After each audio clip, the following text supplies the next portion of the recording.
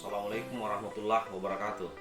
Saya Irwan SPD MPD, guru dari SMA Negeri 9 Takalar, calon guru penggerak Angkatan ke-6 Kabupaten Takalar, Provinsi Sulawesi Selatan.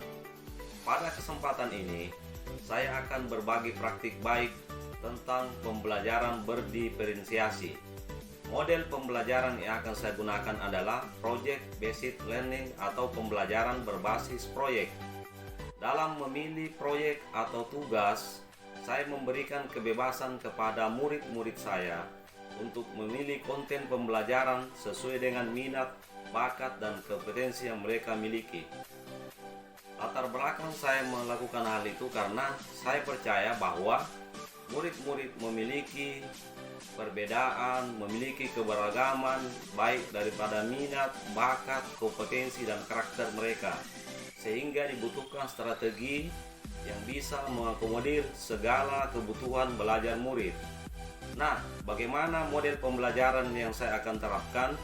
Mari kita saksikan secara bersama.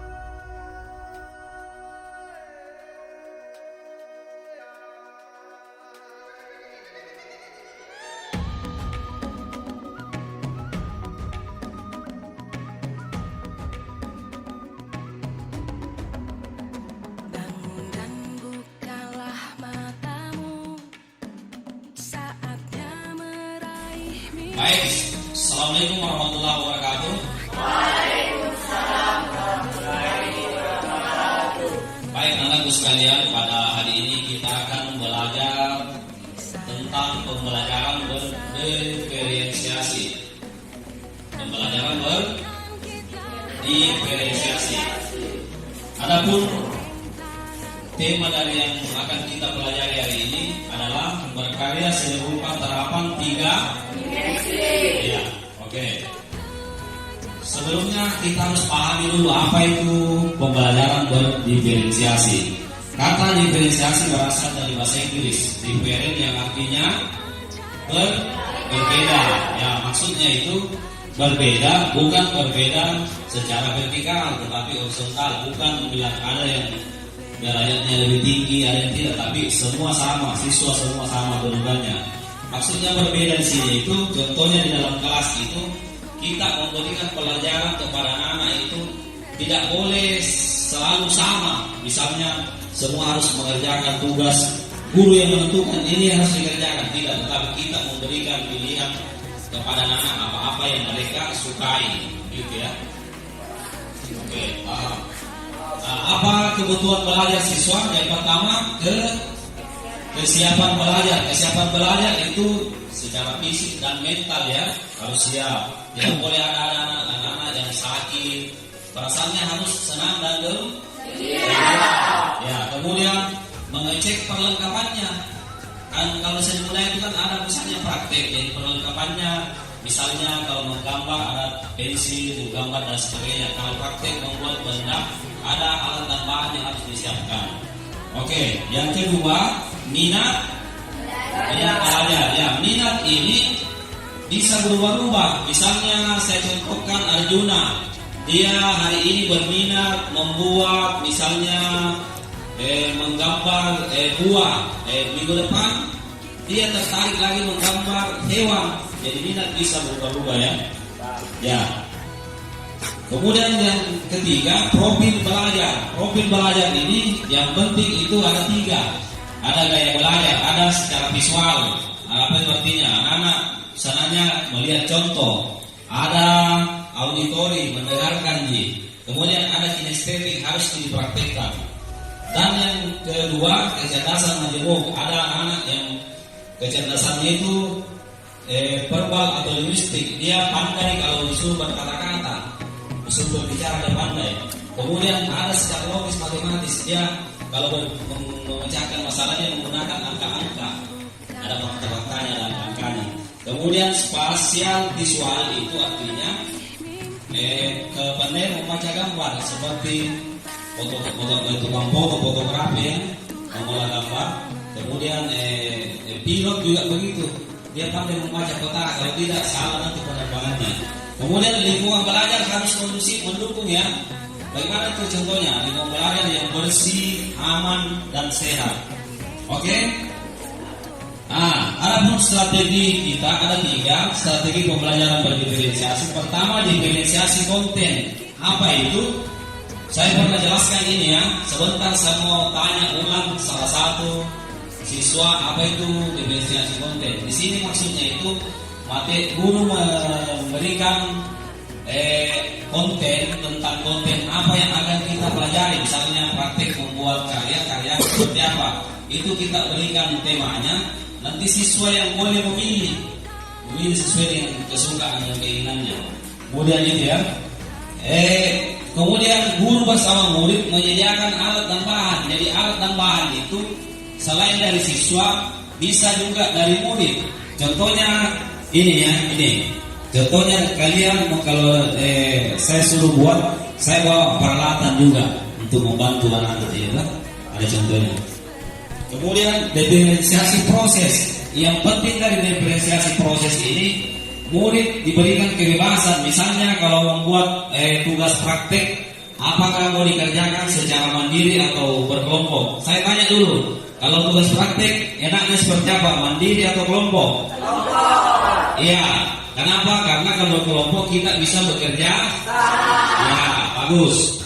Kemudian yang terakhir diferensiasi produk. Produk ini hasilnya dari karya itu ya, karya yang akan sebentar kita buat.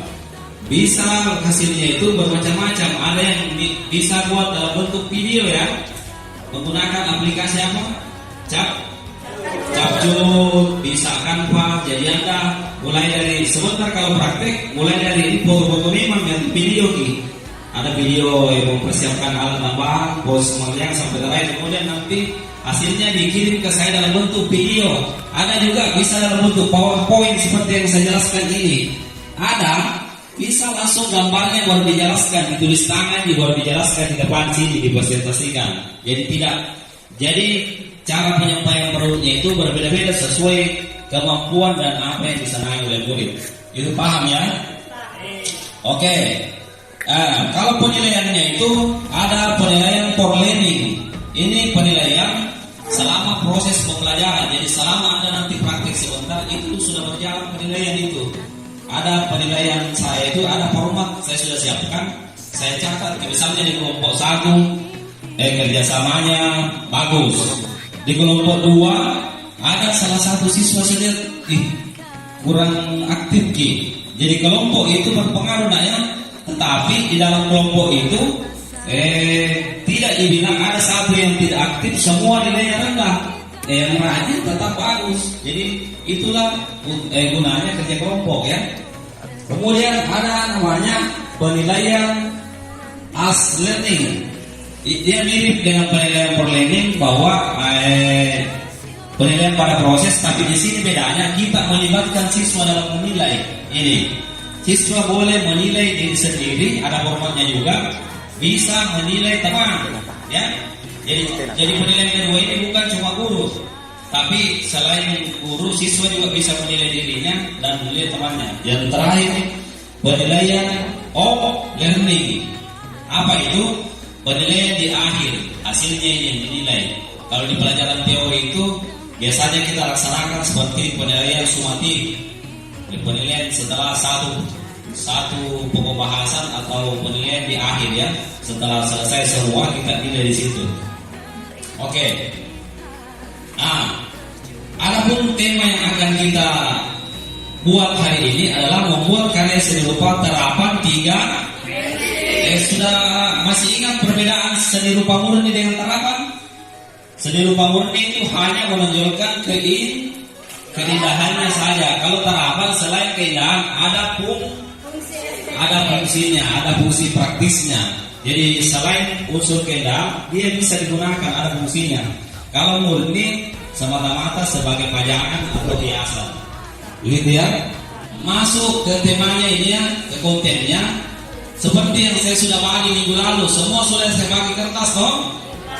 Contoh-contoh gambar seni rupa terapan 3 dimensi. Sekarang saya jelaskan secara supaya kita lihat bersama.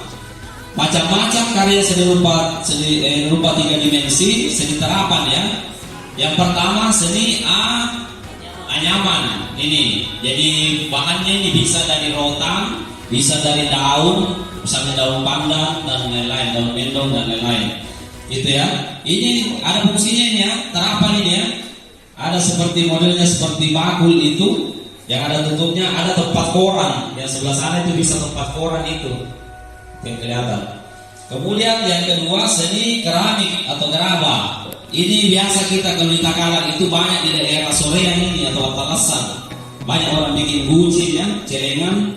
Ada juga kursi dari tanah liat, banyak dari tanah liat ini. Kemudian seni batik. Nah, membatik ini bisa batik tulis ini menggunakan canting ini. Ada kayak pulpen alatnya canting namanya. Kalau di sana batik cap, stempel ini. Oke. Selanjutnya ini membuat tempat pensil dari barang bekas. Bahannya itu bisa berupa kain bekas ataupun botol plastik, botol mineral ya. Jadi itu nanti kita buat bisa kita buat diberikan hiasan-hiasan di bagian luarnya. Kemudian yang selanjutnya seni terapan dari kertas karton. Ini pernah kita buat ya. Pernah kita buat pada semester lalu menggunakan kertas karton. Tempat apa ini? Tempat menyimpan file seperti buku, ada tugas-tugas dan lain sebagainya. Kemudian seni apa ini? Membuat pot dari kain bekas dengan semen. Ini ada yang sebelah kiri itu prosesnya itu. Jadi ada benda yang kita taruh, misalnya tempat sampah, kemudian kainnya itu dicelup di semen yang airnya banyak, semen yang apa namanya, encer gitu. Kemudian dikasih tutup, itu baru kalau kering dibentuk memang nih, kalau mulai kering baru dikuas. Nah, dikuas seperti itu, diwarna itu. Sebelum diwarna kita tunggu dulu sampai kering. Ini nanti bisa juga kita praktekkan ke depan, bagus juga ini. Oke.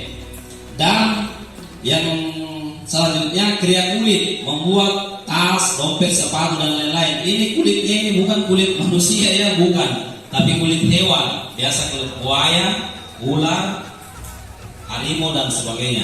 Ini ya.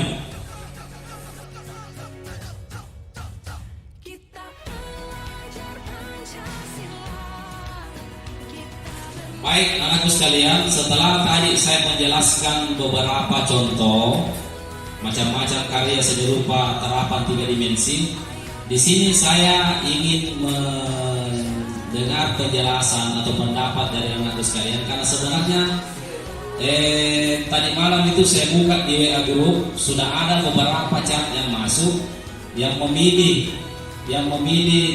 contoh tugas atau bentuk tugas yang akan dibuat, dan ada memang saya lihat sebanyak sekitar 75% dari kalian yang menentukan bahwa ini akan dibuat. Nanti sebentar saya cross check dulu kembali apakah betul itu kesepakatan atau bagaimana. Silakan, ada yang mau berpendapat? Oke, Astina silakan. Baik, terima kasih atas kesempatan yang telah diberikan. Di sini saya mewakili teman-teman bahwa setelah kami melihat dan mendengarkan penjelasan dari Bapak tentang beberapa konten pembelajaran karya seni rupa 3 dimensi. Setelah itu kami juga mencoba melihat contoh, baik melalui tulisan ataupun buku dan gambar secara langsung. Dari semua yang kami lihat, semuanya memang bagus karena karya seni itu memang selalu menarik dan indah. Dan kami sepakat untuk membuat karya tempat pensil dari barang bekas karena menurut kami bahannya lebih mudah didapat, sehingga kami memilih untuk membuat karya tersebut. Kebetulan hari ini kami sudah menyiapkan alat dan bahannya untuk membuat tempat pensil tersebut. Ya, terima kasih nak. Jadi saya mau satu orang lagi yang berpendapat. Siapa? Katakan. Siapa namanya? Muhammad Takbir. Ya, silakan Muhammad Takbir. Iya, benar apa yang disampaikan oleh salah satu teman kami tadi, bahwa kami memilih membuat tempat pensil dari barang bekas, dan rencananya kami akan membuat dari bahan dasar dan bentuk yang berbeda dan bervariasi sesuai dengan kesukaan, kemampuan dan kreativitas kami. Sekian ya saya. Ya, terima kasih Muhammad Takbir atas pendapatnya. Jadi sudah jelas ya, seperti di WA Group bahwa memang saya lihat kebanyakan mau membuat tempat pensil karena alasannya bahannya mudah didapatkan dan lebih mudah untuk dibuat. Ada juga saya lihat memilih membuat pot dari kain yang dicampur dengan semen tadi, tapi untuk saat ini kita belum bisa lakukan. Nanti ke depan kita akan coba lagi beberapa, bukan cuma pot tapi beberapa contoh, misalnya dari kertas tadi, dari stick dan lain-lain. Oke. Bismillahirrahmanirrahim. Assalamualaikum warahmatullahi wabarakatuh. Waalaikumsalam warahmatullahi wabarakatuh. Baik, terima kasih atas kesempatan yang telah diberikan. Selanjutnya saya akan menyampaikan langkah memilih konten. Yang pertama, guru harus pintar melakukan dan menentukan konten materi pembelajaran. Yang kedua, cari ide dan konsep yang menarik dan mudah dibuat. Yang ketiga, menyiapkan bahan dan alat yang mudah didapat. Yang keempat, buat skrip atau storyboard dari konsep yang mudah dibuat. Yang kelima, proses pembuatan. Dan yang terakhir, finalisasi. Baik, terima kasih. Sekian, wassalamualaikum warahmatullahi wabarakatuh.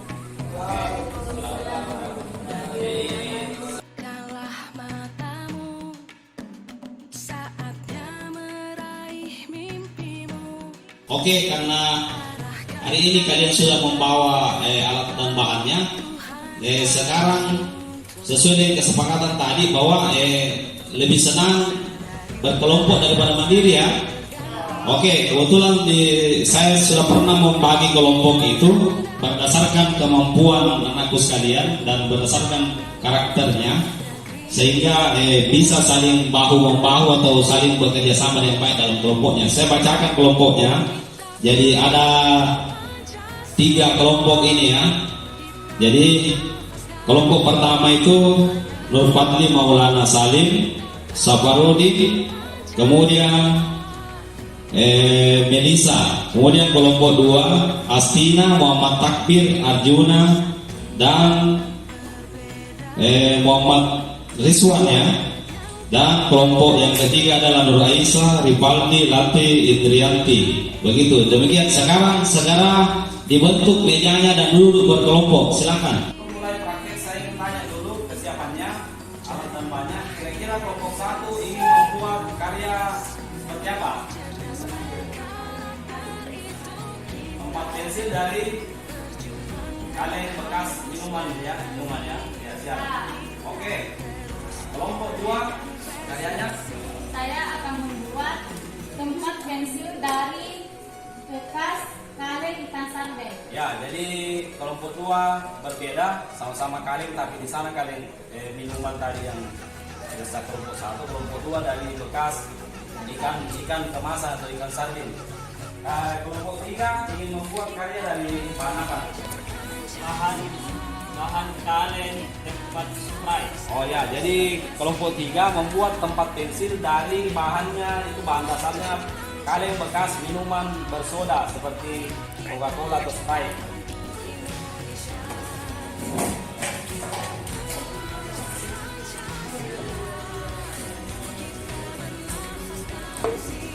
Ya, jadi perlihatkan kerjasama ya, jangan ada anggota kelompok yang patuh. Jadi ingat bahwa penilaian saya itu secara normatif ya, mulai dari proses,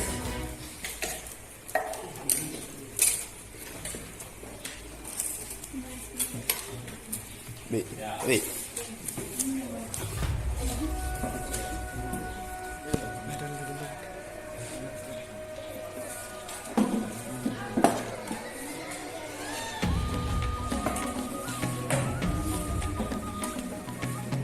Ya, jadi kelompok 1 penilaian persiapan bahan dan prosesnya ya. Jadi ada kelompoknya jadi aktif semuanya, karena saya perhatikan itu kalau ada anggota kelompok yang kurang aktif berarti berpengaruh penilaiannya. Kelompok 2 dengan 3 juga. Ya. Silakan bekerja sama. Dan ingat, buat sebagus dan seindah mungkin. Jadi dipanaskan dulu, terlalu panas itu.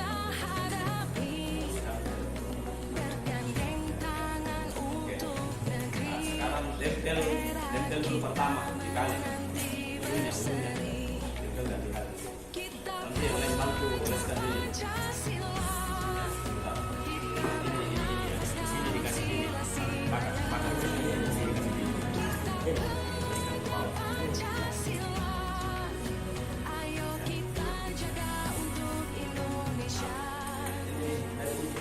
Semua pokoknya kasih rata. Oke, mantap ya. Lanjut ya, kelompok 2. Kerjasama ya. Jadi dilem dulu, baru ada yang mengoles. Ya, setelah itu dioles lagi. Kalengnya. Ya, jadi dioles di sini di bagian kaleng. Setiap mau dilem, apakah tarik secara vertikal.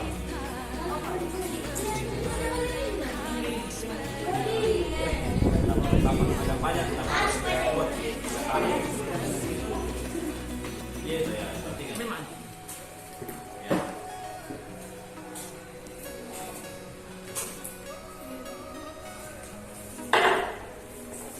Ya, jadi ditambah lagi. Setiap bagiannya ditambah lagi, dioles lem tarik ke bawah. Oke. Ya, masih sini ya. Mau dia putar dulu.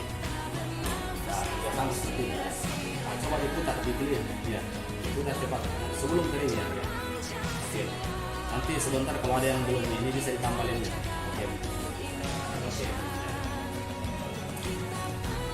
sekarang dibersih. Kalau sudah penuh keliling, dikasih rapat kemudian Anda bersih.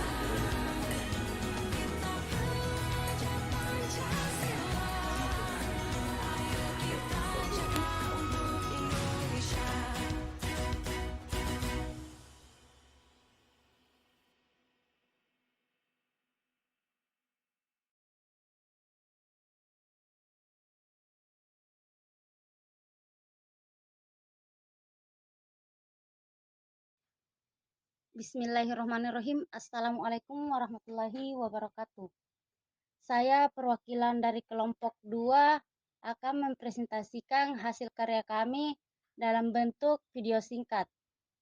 Karya kami yaitu tempat pensil yang terbuat dari kami memilih konten yakni tempat pensil yang terbuat dari barang bekas karena alat dan bahannya itu mudah didapatkan serta cara pembuatannya itu sangat mudah.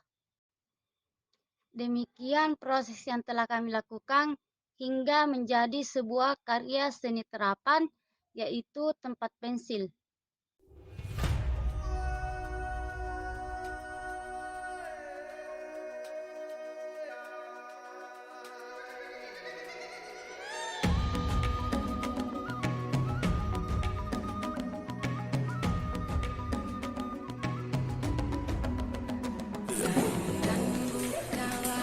Iya, baik anak sekalian, tadi kita telah mengerjakan sebuah tugas melalui proyek basic learning atau tugas berbasis proyek secara berkelompok. Sekarang waktunya untuk menampilkan masing-masing hasil karyanya. Pertama saya persilakan kepada kelompok 1. Silakan.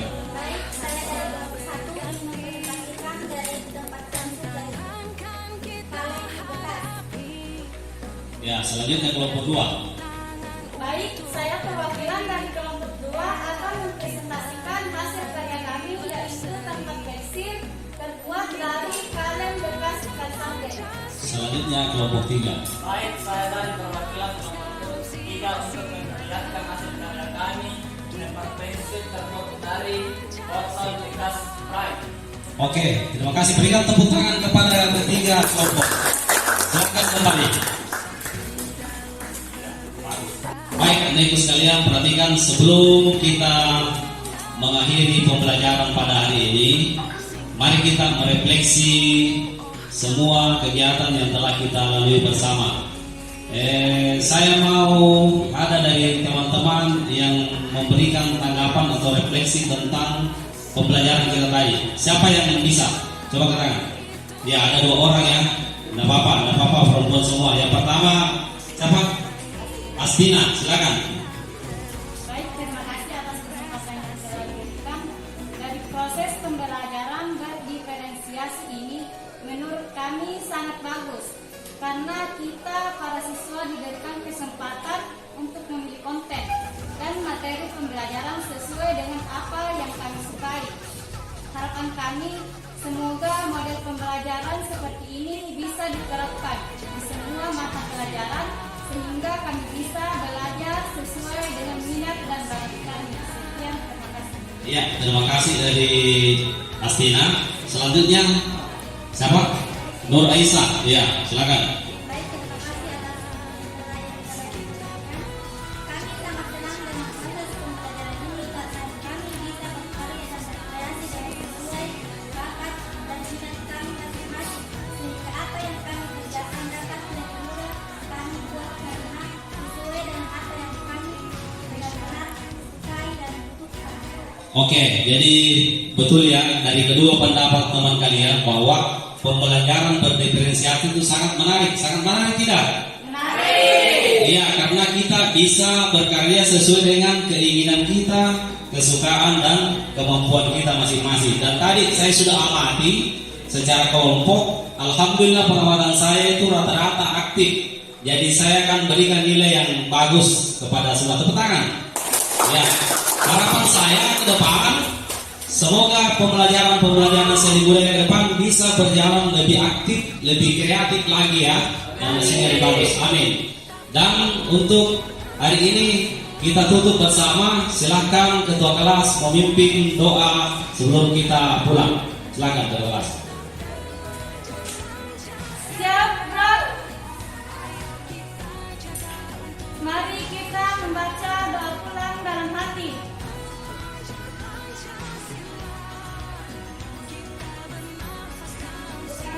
Selesai.